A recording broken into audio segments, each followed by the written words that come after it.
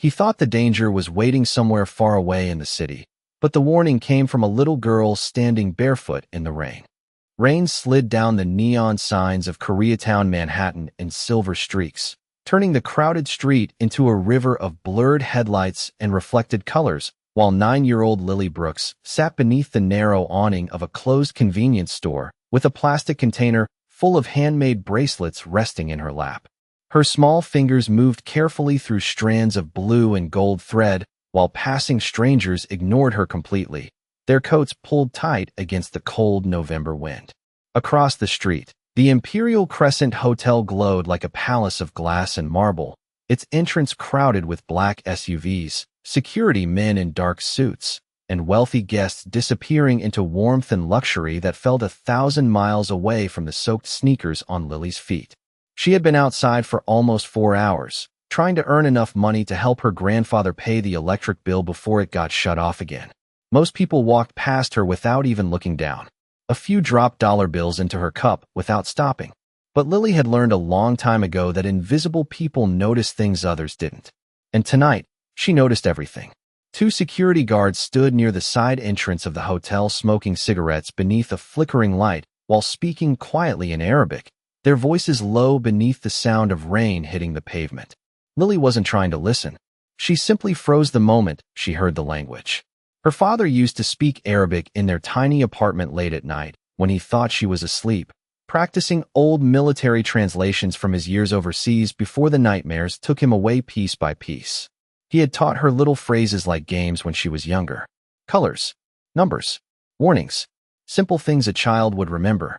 And one phrase he repeated more than any other made her blood run cold the instant she heard it now. When the song ends, the car burns. Lily's fingers tightened around the bracelets. Her breathing stopped. One of the guards glanced toward the hotel entrance and answered quietly, "After he enters." The other man nodded once.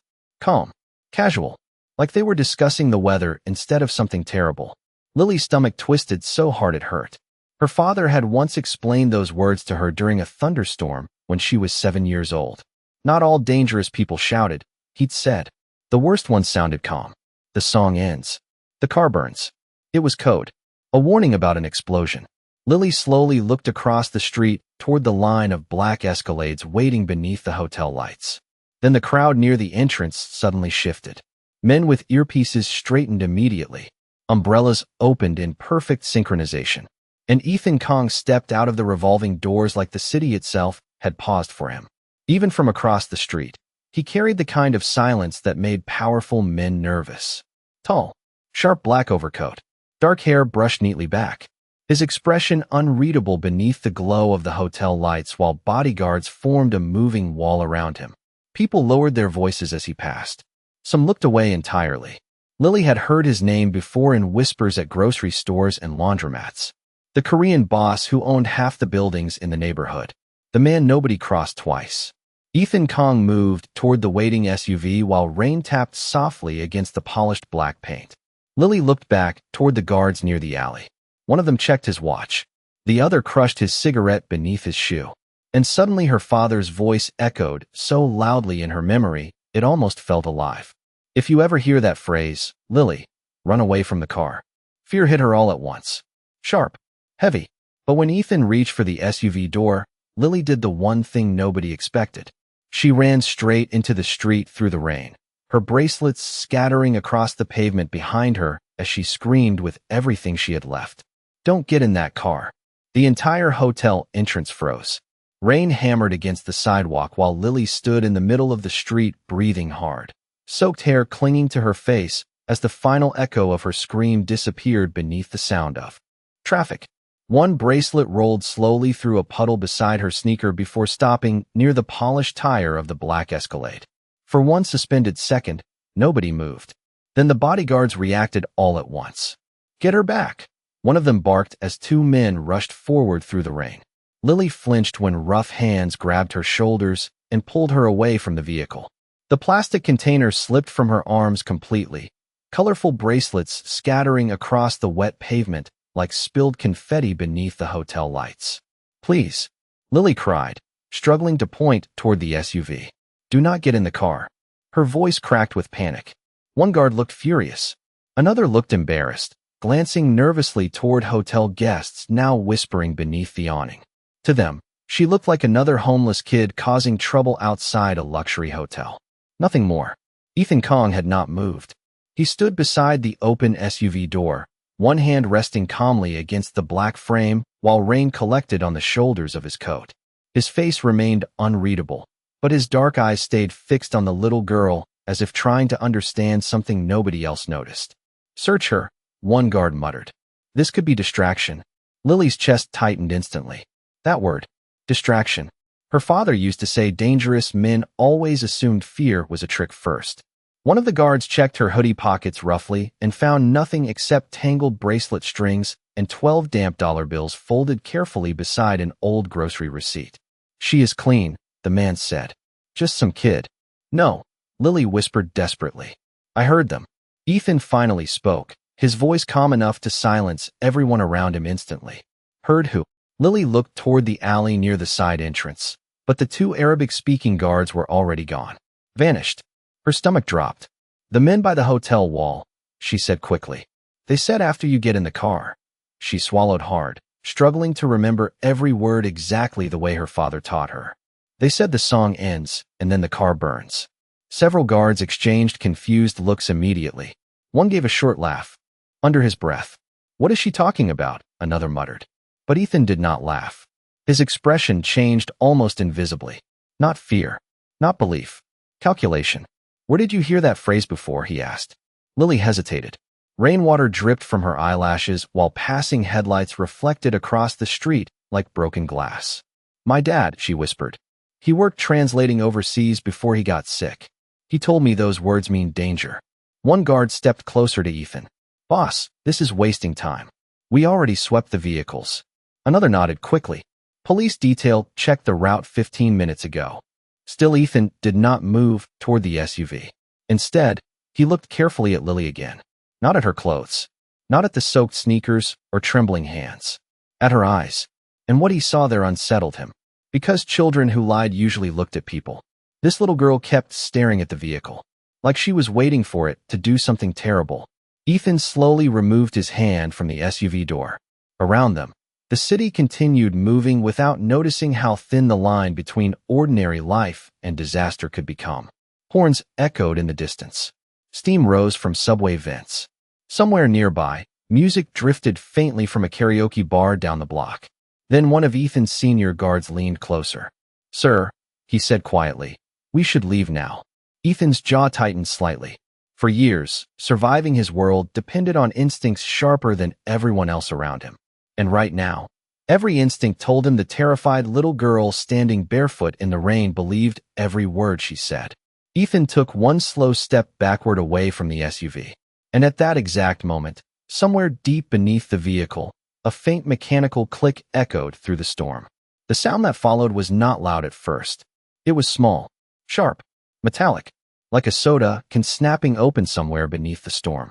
Ethan Kang's eyes narrowed instantly. Every bodyguard around him stiffened at the exact same moment, years of training reacting before thought could catch up. "Move," someone shouted as Ethan grabbed the nearest guard by the shoulder and pulled him backward, away from the SUV. Lily barely had time to gasp before a sudden wave of heat burst outward from beneath the vehicle, followed by a violent flash of orange light that reflected across the rain-soaked street. The Escalade rocked hard against the curb as windows shattered outward in glittering pieces, alarms screaming through the night, while hotel guests ducked beneath the awning in panic. Lily covered her ears instinctively and dropped to the wet pavement, her small body shaking as smoke rolled upward into the cold Manhattan air. For several endless seconds, the entire block dissolved into confusion. Tires screeched nearby. People shouted over one another. Hotel security rushed guests back inside, while Ethan's men formed a tight wall around him, scanning rooftops and alleyways with terrifying precision. But Ethan himself did not look at the burning SUV. He looked directly at Lily. The little girl sat trembling beside the curb with rainwater soaking through her jeans, colorful bracelet strings tangled around her fingers like tiny lifelines. She looked terrified, not proud, not excited, terrified, as if she still could not believe what she had just witnessed.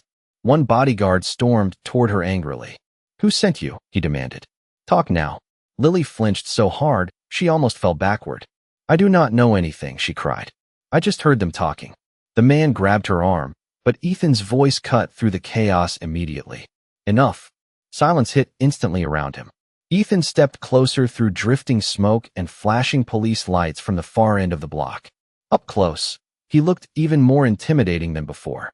Rain slid down the sharp lines of his face while his black coat moved slightly in the wind.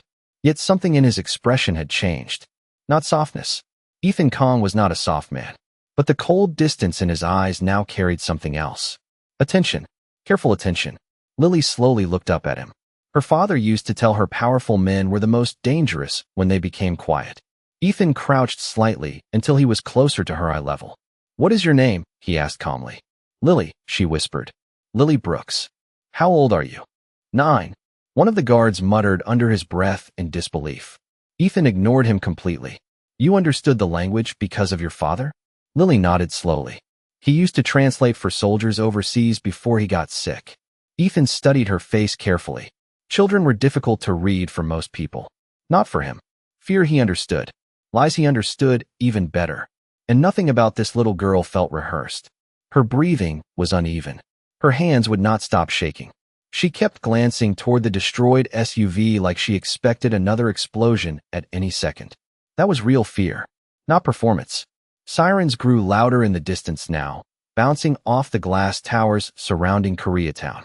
Ethan stood slowly and looked toward his security team. "Lock down the area," he ordered quietly. "Nobody leaves." The guards immediately moved. Phones came out. Orders spread rapidly. The entire mood of the street shifted from confusion to controlled urgency. Ethan turned back toward Lily one final time. "Where is your family?" Lily hesitated. "My grandfather is waiting for me at home." "Where is home?" She gave a small address in Queens, almost too quietly to hear. Ethan nodded once, then glanced at the soaked cardboard sign beside her scattered bracelets. Handmade bracelets, $5 each. The edges had begun dissolving from the rain. For reasons he did not fully understand, something about that sign unsettled him more than the destroyed SUV behind him.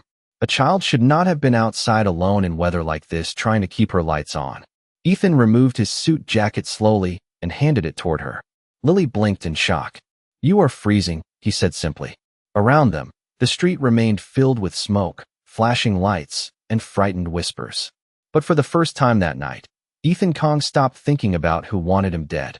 He started wondering why the person who saved him was a little girl selling bracelets in the rain.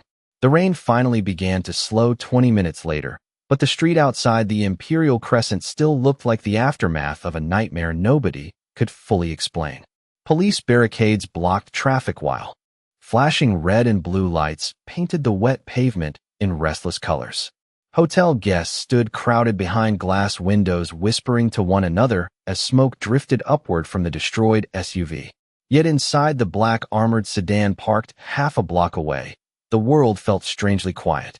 Lily sat stiffly in the leather backseat wrapped inside Ethan Kang's oversized suit jacket, her small hands gripping a paper cup of hot chocolate so tightly the lid trembled. She had never been inside a car like this before. Everything smelled faintly of cedar wood and expensive cologne. Even the silence felt expensive. Across from her, Ethan sat perfectly still while one of his security men spoke rapidly through an earpiece near the front seat. "The vehicle was cleaned 30 minutes ago," the guard said carefully. "No signs of tampering during inspection." Ethan's expression remained unreadable. "That means whoever planted it had access after the sweep." The guard hesitated. "Yes, sir." Lily lowered her eyes toward the cup in her hands. She knew she should probably be scared of Ethan Kong. Everybody in the neighborhood was. Grocery store owners lowered their voices when his name came up. Men twice her grandfather's size crossed streets to avoid his bodyguards. But somehow, sitting here now, she felt less afraid of Ethan than the men who had spoken Arabic behind the hotel. Ethan noticed her watching the steam rising from the drink. "You have not touched it," he said quietly. Lily looked embarrassed. "I did not want to spill anything." Something almost invisible flickered in Ethan's face. Not quite amusement, more surprise. Most adults around him either feared him or tried too hard to impress him. This little girl seemed more worried about staining his car seats. Ethan leaned back slightly, while rainwater slid down the tinted windows beside him. Your father taught you the language? Lily nodded slowly. Some words. What happened to him? The question came gently, but Lily still froze for a second. She looked down at the bracelets still tangled around her wrist. He got sick after he came home, she whispered. Sometimes he forgot things. Sometimes he woke up yelling because of dreams. Her voice softened further. He died 2 years ago. Silence settled heavily inside the car. Ethan looked away briefly toward the police lights outside. Death did not unsettle him anymore. Not usually. But there was something about the way she said it so simply that bothered him. Like losing people had become normal long before a child should understand loss. And your mother? Lily's fingers tightened around the paper cup. She left after Dad got sick. Ethan said nothing after that. Neither did she. The city moved quietly outside while headlights reflected across the rain-covered streets of Manhattan. Finally, the guard in front turned halfway around. Sir, detectives are requesting a statement. Ethan nodded once. Tell them later. Yes, sir. The guard glanced briefly toward Lily before lowering his voice carefully. What about the child? Ethan looked at her again. Her wet sneakers barely touched the floor beneath the oversized leather seats. She looked exhausted now that the adrenaline was fading, dark circles visible beneath her eyes despite her age. Children should have been asleep at 9 o'clock on school nights. Not selling bracelets in the rain to keep electricity running. Ethan's jaw tightened slightly. We are taking her home first. Lily blinked in surprise. You do not have to do that. Ethan answered immediately. Yes, I do. The response surprised even him. For years, Ethan Kong had survived by keeping emotional distance from everyone around him. Caring made people vulnerable. Vulnerability got people buried.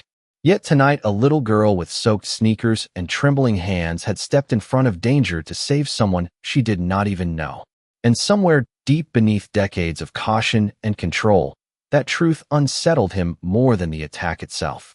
Outside, thunder rolled faintly over Manhattan while the armored sedan slowly pulled away from the flashing lights.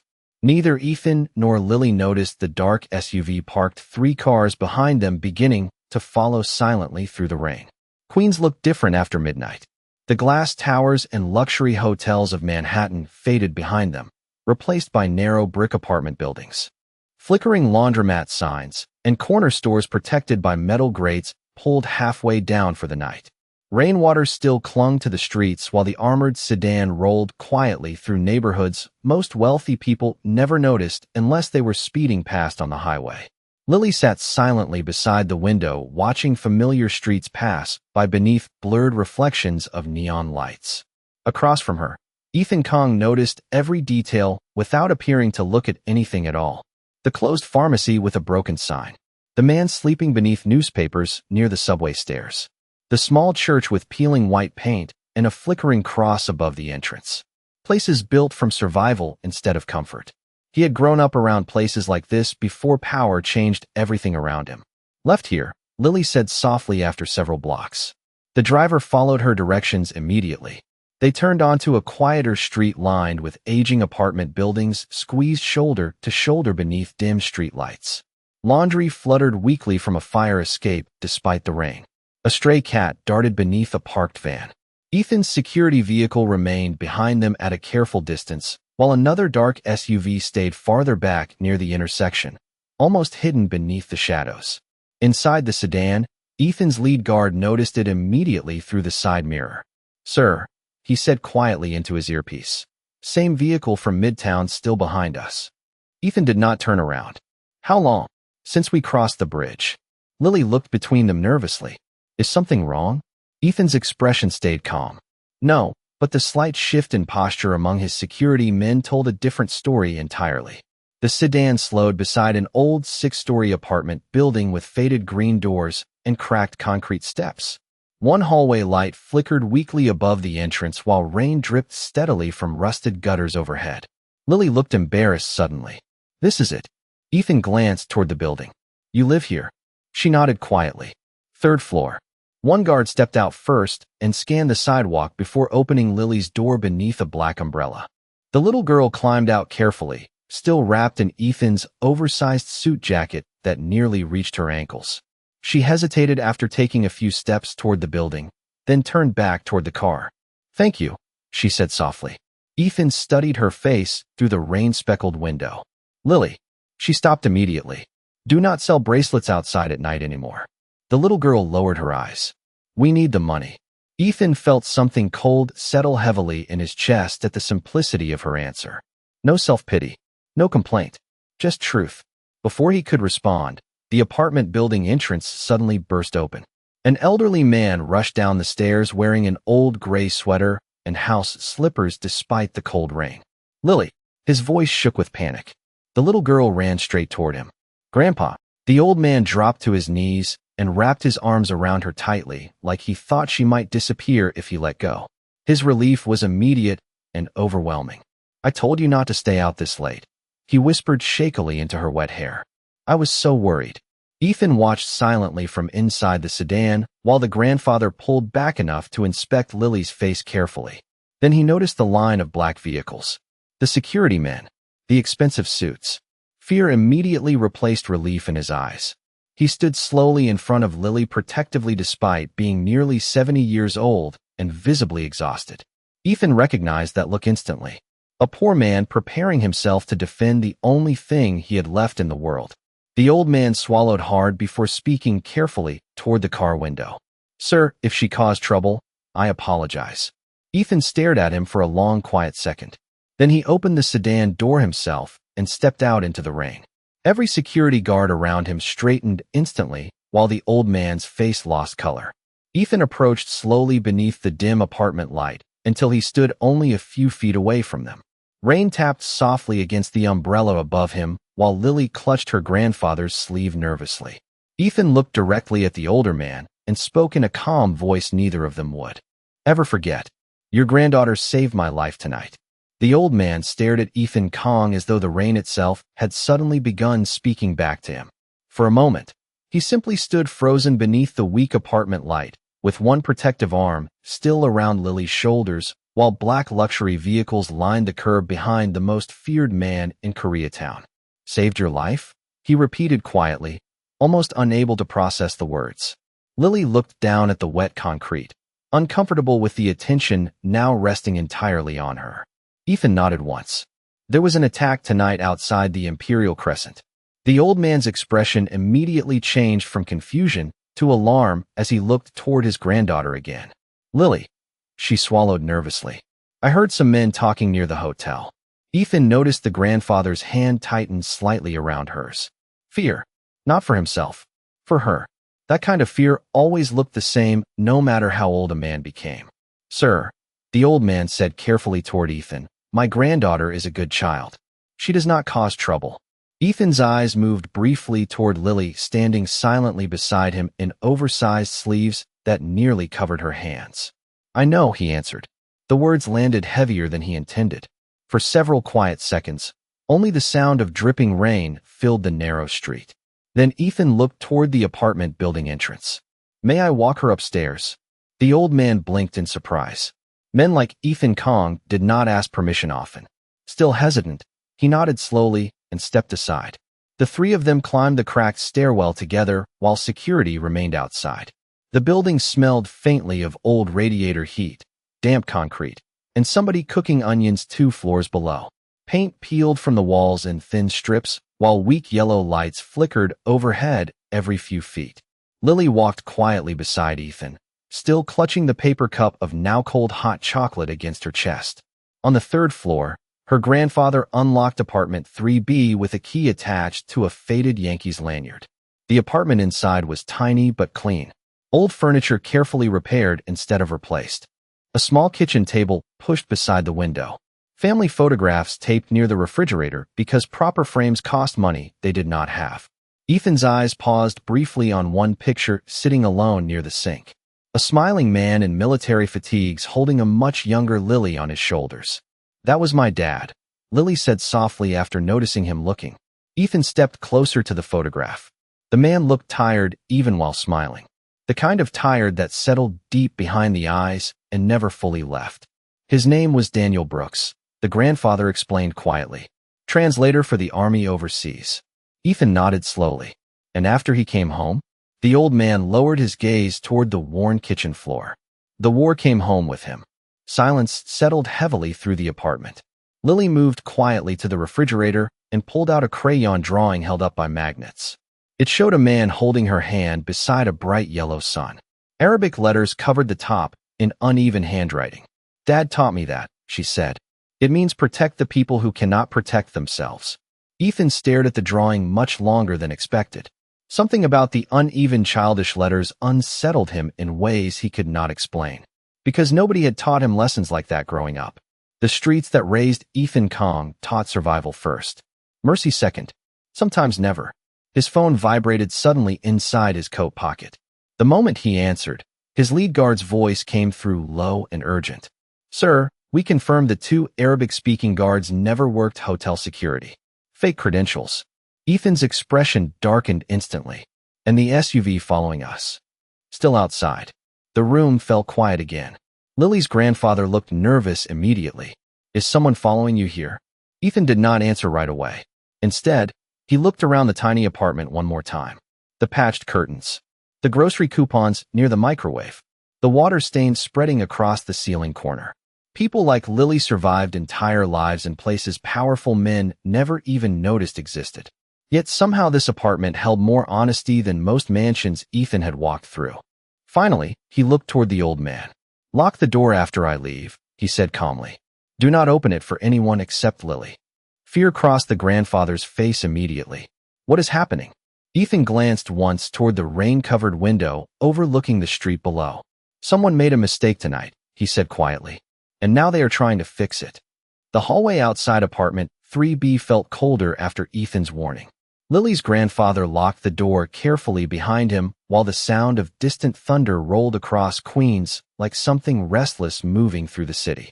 Inside the apartment, the old radiator hissed unevenly beside the window while Ethan stood near the kitchen table, staring down at the child's drawing still resting beside the refrigerator. "Protect the people who cannot protect themselves." The words lingered in his mind longer than they should have. Ethan Kong had spent 20 years building an empire powerful enough that nobody could corner him again. Men respected him because they feared consequences. Entire neighborhoods changed when he made one phone call. Yet tonight, survival had not come from wealth or power or armed security. It came from a 9-year-old girl with wet sneakers and a memory her father left behind. His phone buzzed again. "Talk," Ethan said quietly. "The SUV outside belongs to a shell company registered in Jersey," his lead guard reported. "Fake paperwork. We also identified one of the dead hotel guards from traffic cameras 2 weeks ago." Ethan's eyes narrowed slightly. "Who is he?" A pause answered first. "Former security contractor. Worked private military jobs overseas." Ethan's expression darkened immediately. "Professionals. Not random enemies. Not amateurs looking for quick money. Someone had invested serious planning into tonight." "And inside my organization?" Ethan asked calmly. The silence on the line stretched too long. Finally, the guard answered carefully. "We found evidence the route schedule was leaked from internal communications." Lily's grandfather looked up nervously from across the room, even though he could only hear one side of the conversation. Ethan noticed fear settling deeper into the old man's face. The realization that whatever happened tonight was bigger than ordinary crime. Bigger than television stories. Bigger than anything people in buildings like this wanted near their families. Ethan ended the call and slipped the phone back into his pocket. "Sir," the grandfather said quietly, "if Lily is in danger because she helped you." Ethan interrupted immediately. "Nobody will touch her." The certainty in his voice changed the entire room. Not loud. Not dramatic. Absolute. Lily looked up from the couch, where she sat wrapped inside his suit jacket like a blanket. "Why would someone want to hurt you?" she asked softly. Most adults would never ask Ethan Kong a question like that directly. But children still believed honesty mattered more than fear. Ethan looked toward the rain-covered window for several long seconds before answering. "Because power makes people greedy." Lily frowned slightly, trying to understand. Ethan surprised himself by continuing. "When I was your age, my family lived in one room above a grocery store in Brooklyn. My mother worked 16 hours a day sewing clothes." Lily listened carefully. "Were you poor?" Ethan gave the smallest nod. "Very." The old man looked genuinely shocked hearing that answer. The newspapers painted Ethan Kong as if he had stepped into the world wearing expensive suits and gold watches. Nobody imagined the beginning. Ethan's eyes drifted toward the worn apartment walls around him. My father owed money to dangerous men, he said quietly. One winter we lost heat for 2 weeks because he could not pay them back. Lily glanced toward the rattling radiator instinctively. Ethan noticed. I promised myself I would never be powerless again. Silence filled the apartment afterward. Heavy. Honest. Then Lily asked the one question nobody else around Ethan dared ask anymore. Did becoming powerful make you happy? The room went completely still. Even the old man looked stunned. Ethan stared at the little girl across from him while rain tapped softly against the glass beside them. In boardrooms and nightclubs and private meetings, people measured Ethan Kong by fear, by money, by influence. But no one had asked him something so simple in years. And for the first time that night, Ethan did not have an answer ready. A sudden flash of headlights swept across the apartment window from the street below. Ethan moved instantly toward the curtain. The dark SUV still sat parked beneath the broken streetlight across from the building. Engine running. Watching. Ethan's face hardened immediately. Then Lily quietly stepped beside him and looked down toward the street too. Those are the men who followed us, she whispered.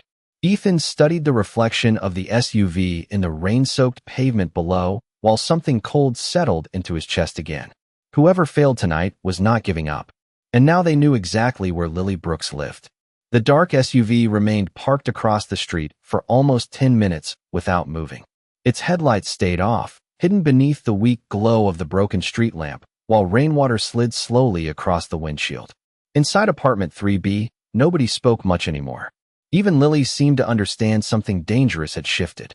Ethan stood near the window with one hand inside his coat pocket, while his eyes tracked every reflection below with cold precision. Behind him, Lily's grandfather quietly made tea in the tiny kitchen because some people survived fear by needing their hands to stay busy. Sir, the old man said carefully after a long silence, you should leave before more trouble follows you here. Ethan did not look away from the window. It already followed me here. The honesty of the answer settled heavily through the apartment. Lily sat curled on the couch, hugging her knees beneath Ethan's oversized jacket while thunder rolled softly outside. Are they going to hurt us? She whispered. Ethan turned toward her immediately. No, again that same absolute certainty filled his voice. But this time Lily noticed something else beneath it. Anger. Not loud anger. The dangerous kind that became quieter instead of louder. Ethan's phone vibrated once more. He answered immediately. Talk. His lead guard's voice came low through the speaker. Sir, we traced the internal leak. Ethan's eyes narrowed. Who? A pause followed. Long enough to change the entire room before the answer even came. Victor Hahn. Ethan went completely still. Lily's grandfather looked confused, but Ethan's face hardened in a way that made the apartment suddenly feel colder. Victor Hahn had worked beside Ethan for 12 years. Trusted with schedules, meetings, security routes. One of the few men allowed near Ethan without being searched first. You are certain? Ethan asked quietly. Yes, sir.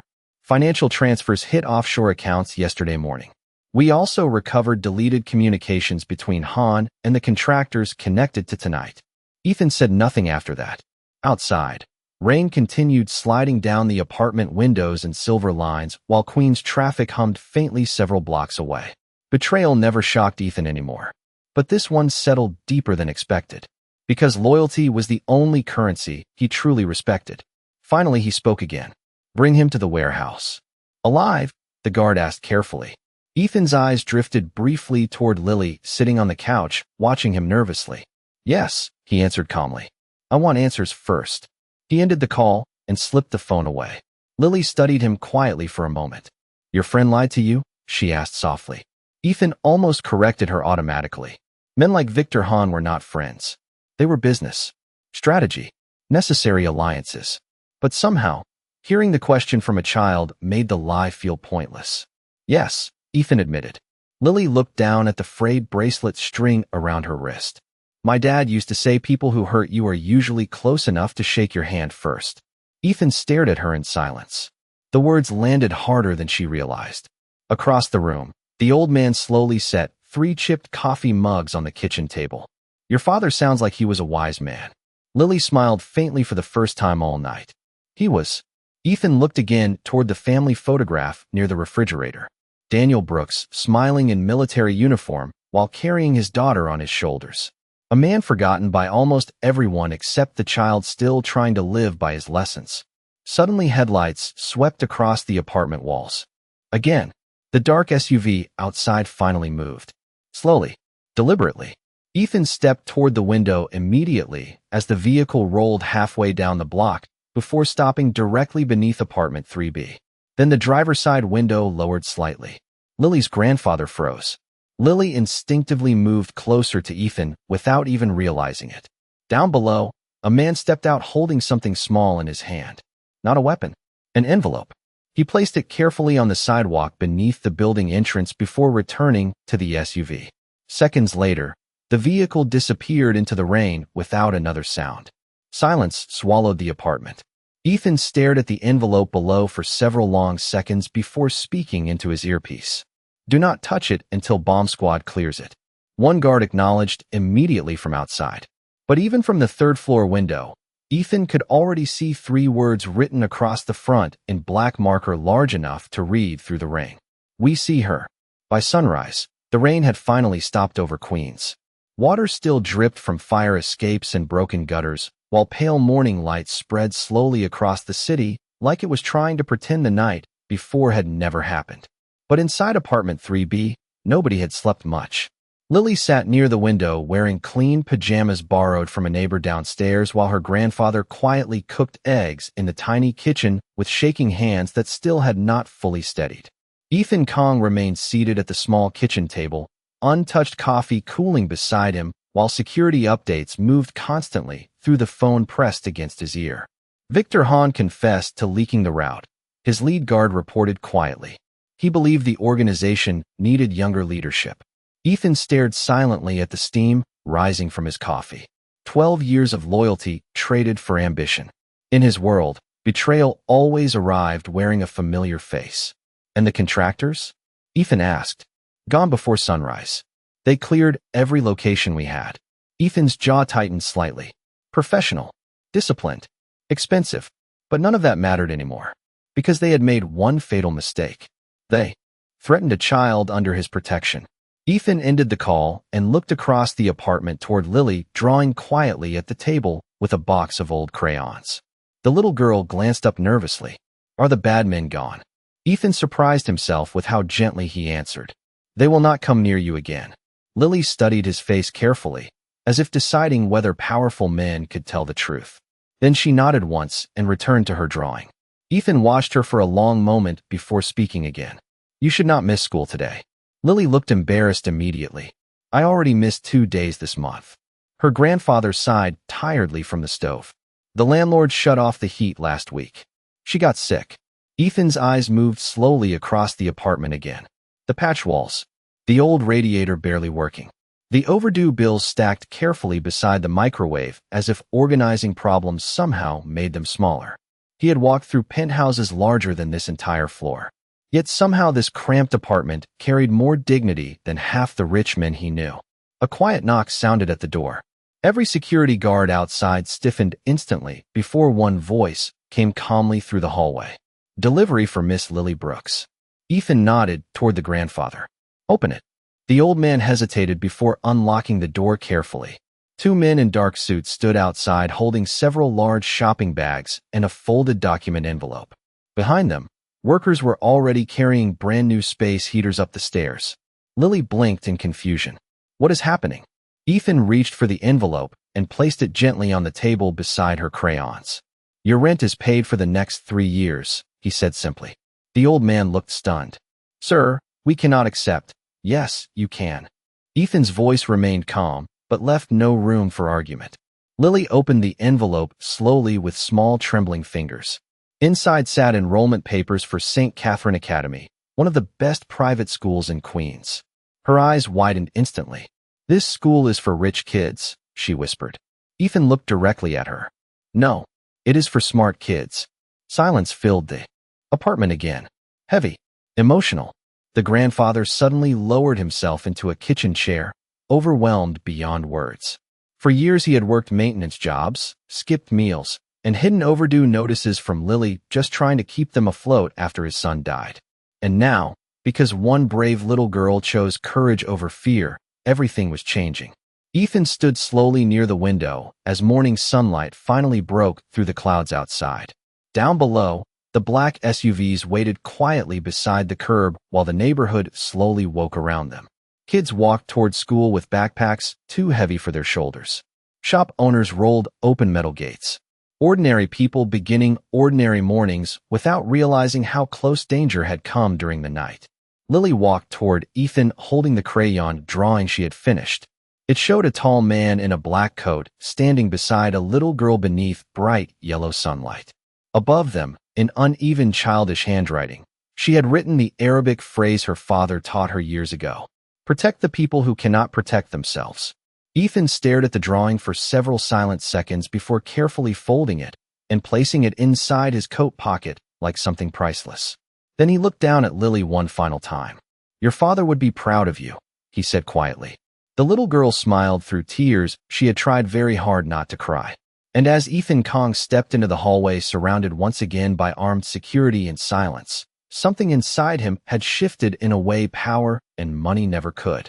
Because the most feared man in Koreatown survived not because of wealth, weapons, or loyal soldiers.